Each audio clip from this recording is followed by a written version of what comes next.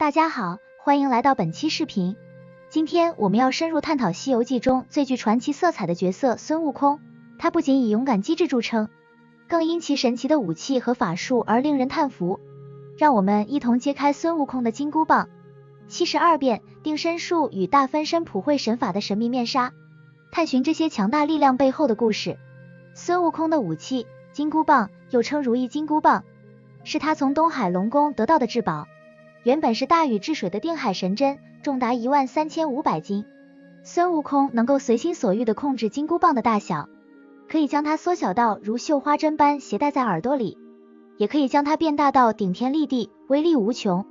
金箍棒不仅是他战斗的利器，也是他在与天庭和各路妖魔对抗中的坚强后盾。金箍棒的神奇之处不仅在于它的重量和大小变化，还在于它能与孙悟空心意相通。